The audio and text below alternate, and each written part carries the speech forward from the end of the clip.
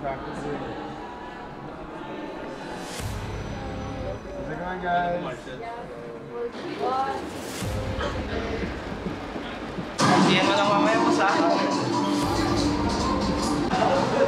Yes, pare! Good night, good night! i-picture ka pa sa akin bago mo kami talunin, ha? Jun!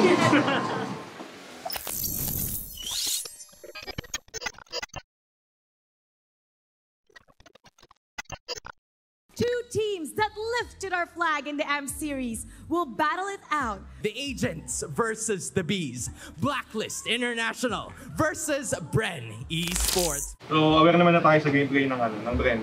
Alam natin na passive sila, reactive sila. So, ano ibig sabihin nun? Kayo lagi yung gagawa ng play dito, sigurado. Kayo lagi yung one step ahead sa kanila.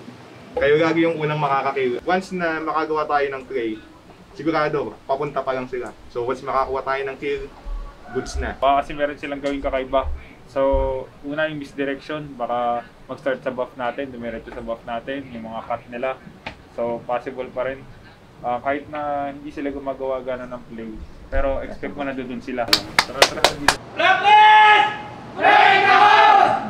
Last season, itong dalawang teams yung hindi nakapasok sa playoffs. Kasi nagkaroon ng mga changes doon sa kanilang mga roster. Bumalik yung Royal Duo, may pumasok ng mga rookies dito sa Bren Esports. And the first time na magtatapat sila sa Season 10, talagang hindi natin alam kung ano yung pwede pang ilabas nito mga kupunan na to. Malay natin, may mga bago. This is the first match of Blacklist International versus Bren Esports. At nakikita mo naman ngayon si Oheb ay pinupoke down lang etong energy shield turrets or energy shields ng turret ng side ng Bren Esports.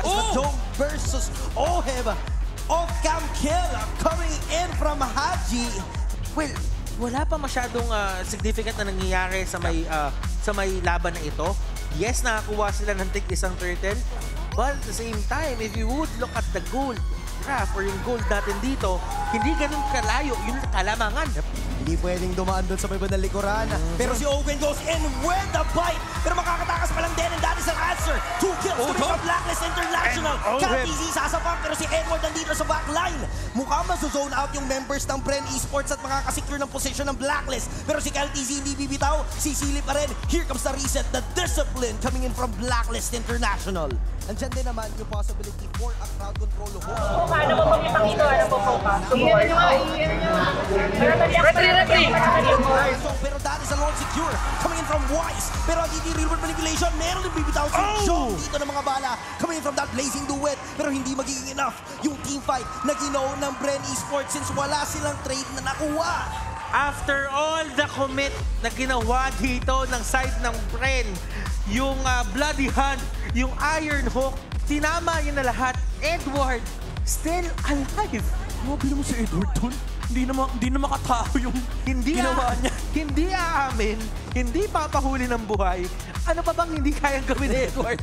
Silvey, mag-go sila kahit nabawas. May manipulation. Ngayon, si Owe bang magiging target. Count easy. Secures the kill. Kaso nga lang may bawi lang din dito. Hahabol na sila. Si Jong hindi na makakaabot pa. Merong possibility na makuha nila yung kill dito kay Edward. Pero kanina pa nakakatakas yan. And look at the Filipino sniper. Now, this is a possible free lord mula sa Blacklist International because of that pick-off from Ogwen, na natalian siya. At say do, ayan, lumabas ang Bren Esports ka, Ogwen! Ogwen goes in with the bite. Baka naman si Gwen. John here goes in, but the shotgun is prepared. Coming in from Oheb, akala ng Bren, labang na sila na nakuha nila dito si Venus. Pero sabi ni Oheb, hindi. Ang lupit ni Oheb doon, nakita niya na unang nag-win chant yung Claude, sumunod yung kanya. So na-timingan niya. Sabi niya pagkatapos ng win chant nito, shotgun ka sa akin. Super beautiful timing by Blacklist International. Madedepensahan ng Bren yung mga minions sa paparating pero sobrang sakit ang mga damage. The bullet coming in from Oheb. Oh my God! Stop mga sakit! Immortality bomb coming in from Haji. Yung kanyang dawning light. You can run but you can't hide. Oheb and Haji combination. The plan of Bren Esports, ang buong game plan talaga nila is si Jom tatalunan yung Beatrix ng backline. Oh, Gwen, Immortality Pop. Nakaabang na rin dito kagad si Wise, pero mapasok naman dito si Jong. Hindi na magiging isa pa. Tatlo ang babagsak mula sa side ng Bren. Edward, hahabulin pa si Q tsaka si KLTG, pero sabi ng Blacklist, amin na yung libreng Lord. Pero si Owen mahuhold na naman ata. Edward tries to go in. Mukhang mapapashutdown pa nga dito ang isa, pero now, Blacklist International is knocking at the doorsteps. Bren, gusto pa ng depensahan to. Hahabol pa si Jong. May blazing duet. Buhay pa rin ang Bren Esports. And few unti-unting nilalapit na si Oheb. Wind of Nature, ladies and gentlemen. At buhay pa rin ang Bren Esports. Paano i-handle ng side ng Blacklist International ito? Immortality is popped. That is a Lord secure coming in from Kyle TZ. Pero sabi ng Blacklist, ito na yung time para habulin yung mga heroes. Haji tries and secures Shom for that kill. Dalawa ang matitira. Pero yung Lord nakuha nila. But that is definitely a win for Blacklist kasi kumpleto pa sila. Puro tayo Filipino sniper, puro tayo Filipino savage. Pinapaalala ni Haji sa inyo kung sino si KDA Machine. Ang Filipino Reagan. Filipino Reagan. Ako po, akala ni Jong is safe na siyang makakauwi. Pero now, kumpleto ang Blacklist. Defense sila. Few with a rimboard manipulation. Didikit na siya ni Edward. Makukuha yung kill. Possibly a wipeout. And now, Blacklist International ang makakakuha ng unang punto. Hanggang sa dulo, handa ang Blacklist International into reclaiming the situation para maipanalo yung game na yun. Look at our headline right now. Mapapatunayan ba ng Bren na malakas din sila? Or Blacklist lang ba ang malakas? Right now, as you are seeing on your screens, Blacklist International, cool, calm, and collected. Wala silang kailangan baguhin dun sa performance nila. Ang ganda nung sagot. Nagbabalik ang Mathilda ni The Queen. It's a very good answer against this Diggy. And Eve, meron kang pullback kapag nag-times journey, may pang-disengage ka for Blacklist International. And also may pang-tanggal ka ng real-world manipulation. Let us see kung meron nga bang bagong strategy na ilalabas ang side ng Bren. And we head on to Celestial Palace for the game number 2 of Blacklist versus Bren Esports. Si Edward niyayakap si Kyle TZ. And one more hit, Kyle TZ. Si Edward pumasok na lang. Nakita yung dalawang alien pero wala silang damage sa isa't isa. And dahil nga si Ogwen lang yung iniisip niya, definitely andito na. Hindi talaga nila hayaan na makahinga si Ogwen sa larong ito. Kailangan nila makahanap ng paraan. Ingat. Especially, etong kanilang Phobius.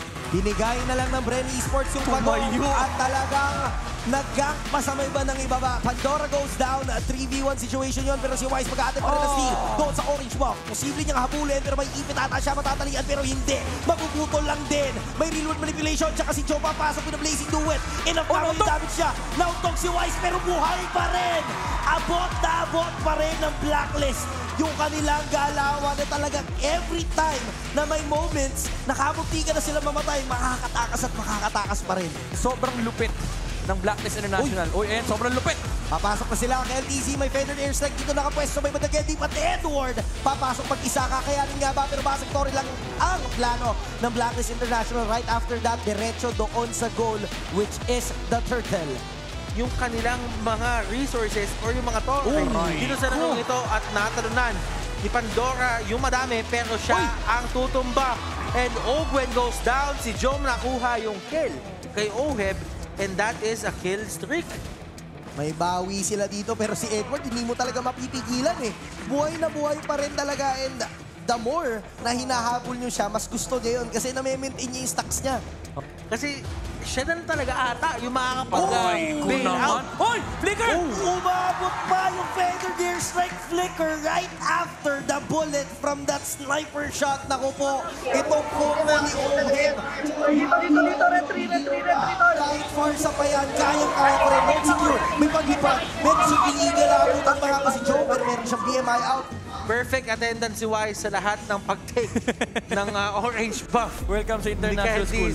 Sa international school, kumbaga may award na siya Perfect Attendance Award. Oh! And Gwen! Tinamaan ng bullet from the Filipino sniper. And oh my goodness, how is this possible? Leeward manipulation gagamitin. Nahabol si Jom dito. Si Oe ang kanya target pero may Wind of Nature. May Fender near side kung nakabang. Lilipad na din si Oman Venus and Kyle Casey goes down. Pero nung nag-lethal counter siya, ay nakapag-win shot nga pala si Oheb. Kaya hindi na nakuha yung kill. At si Ogwen na naman ang tinamaan dito. And another snipe from Oheb. Wise. Papasok ata sila, may real world manipulation pa, pero ngayon ay double kill na ang Filipino sniper. Andito si Kyle Casey para dumipensa. Enough na ba to? Andyan pa rin naman si Pew para sa assist, pero kompleto ang blacklist. Meron minions, papasok sa paglipad. Here comes All My Venus, and si Kyle Casey na lang ang natitira. And that is a clean wipeout. Blacklist International, the dynasty continues. Ang dinastiyang namamayagpag, ang mananaig sa araw na ito at napakalinis na performance sa kanila. Kung ano yung pinapakita ng Blacklist International sa atin day in and day out nung Season 7, nung Season 8, yun ang pinapakita nila sa atin ngayon. Agents, your Blacklist International taking today's win. Give them a round of applause. Yung hero ko kasi is assassin lang yung role niya, pero pinag-adjust ko siya. Ginawa ko siyang tank build. Siguro ngayon, walang specific na meta. Nag-a-adjust kami siguro sa kung ano yung meta ng kalaban. Pero talagang binigay nila lahat yung nung magagawa nila nung Game 1. And then nung Game 2, since dahil nawala sila sa momentum, kaya talagang nadiin namin sila. Pero hindi naman siguro ibig sabihin na kalaban namin sila sa laro after ng game. Kalaban namin sila. Kasi kami, nagdaan din kami sa talo kaya alam ko din yung nararamdaman nila. Nagulat siguro sila. Another assassin, nice one. Gift for you. This one. Alcohol free para safer the Jumping. Next time daw, yung ano, yung original. nakakalasing na daw. Sige, para... 1, 2, 3. Isa pa. 1, 2, 3. Last one.